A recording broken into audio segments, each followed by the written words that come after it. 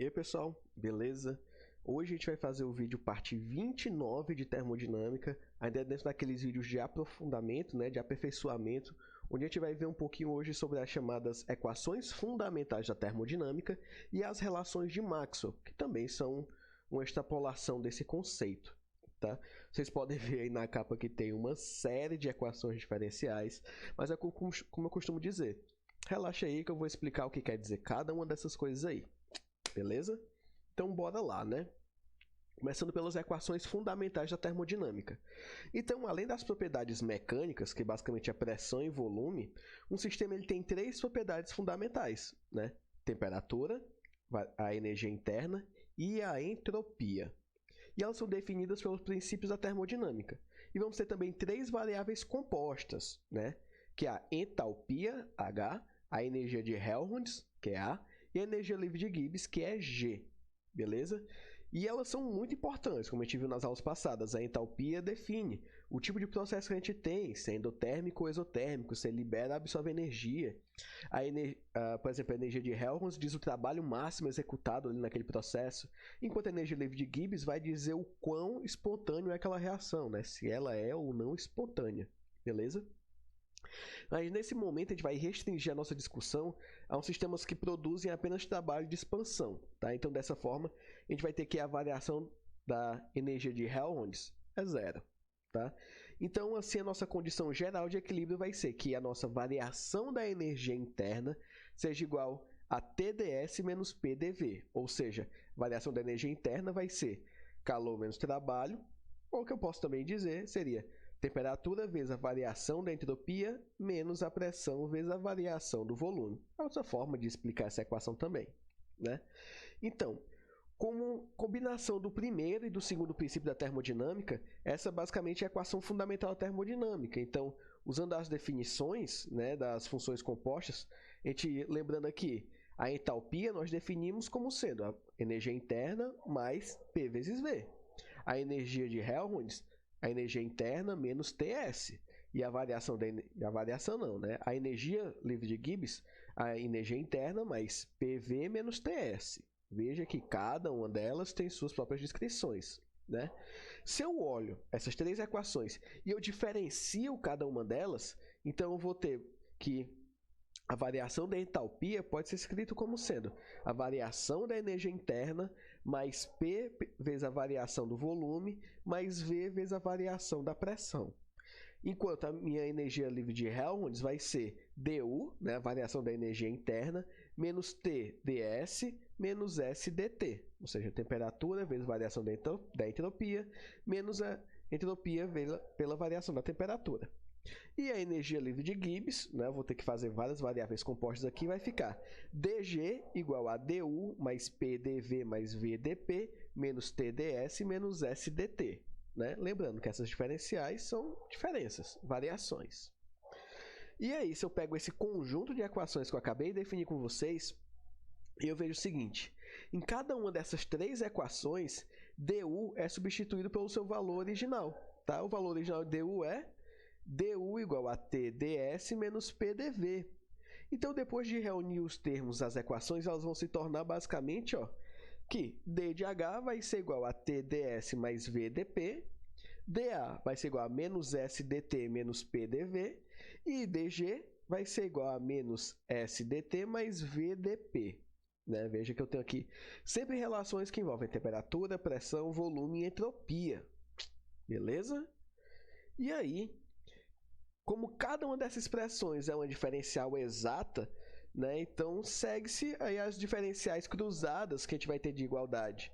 E desse fato, obteremos imediatamente as quatro relações de Maxwell, ou seja, a gente sai das quatro equações fundamentais da termodinâmica, analisa suas versões diferenciais e chegamos às equações de Maxwell, né? Que neste caso,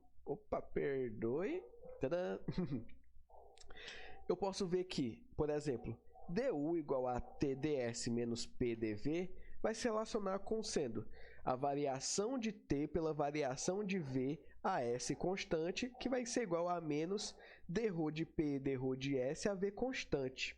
Olha essa diferencial. Mas, basicamente, a expressão dessa diferencial vai nos dar a variação da energia interna.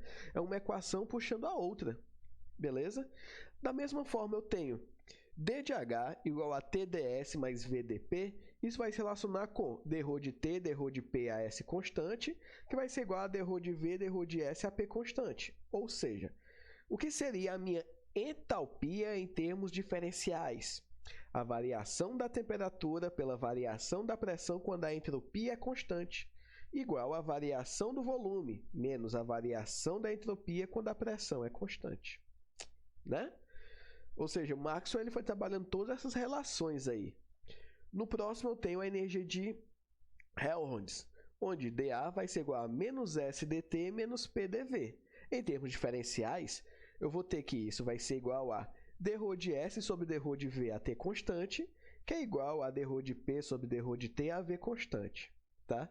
E agora, por último, a energia livre de Gibbs, onde eu tenho que o meu dg igual a menos S dt mais V dP se relaciona com a diferencial de menos dρ de S sobre dρ de P a T constante, que é igual a dρ de V sobre dρ de T a P constante, tá?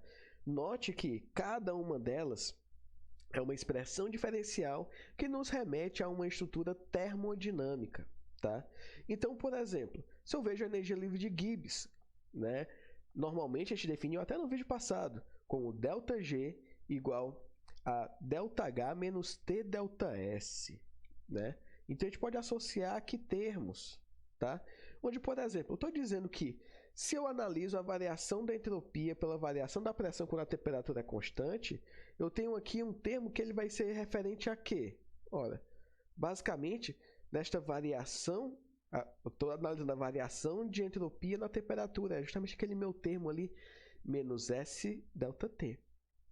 Ó, eu tenho aqui dρ de V, dρ de T, quando P é constante.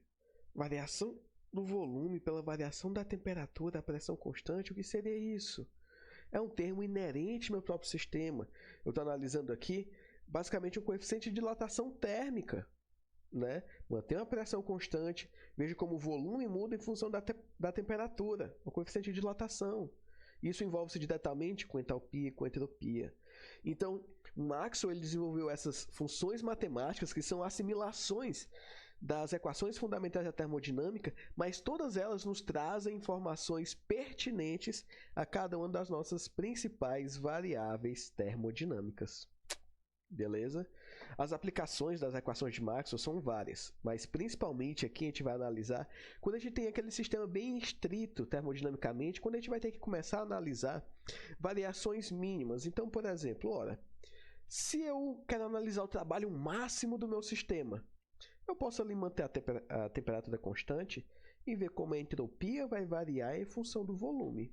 Opa, isso já me dá uma informação bem legal. Aí eu posso depois tentar manter o volume constante e ver como a pressão muda pela variação da temperatura. Quando eu faço isso, eu vejo que se eu faço essas relações possíveis, eu encontro minha variação da energia de Helmholtz. Então eu consigo associar isso com o trabalho máximo produzido em um sistema. Beleza? Como eu disse, aqui é mais da seção de aprofundamentos da termodinâmica, tá? Que é um caso bem denso. Então, galera, é isso, tá? A gente discutiu um pouquinho, como eu disse, é um assunto bem denso, quando a gente fala da termodinâmica a essa luz, a esse olhar, quando a gente fala de equações diferenciais, equações fundamentais, relações de Maxwell, né? A gente vai trabalhar sempre com matemática diferencial, inevitavelmente a gente bate nesse ponto, tá? E por hora é isso, tá bom? Então, pessoal, qualquer dúvida ou pergunta, vocês podem botar aí nos comentários, tá? E até o próximo vídeo.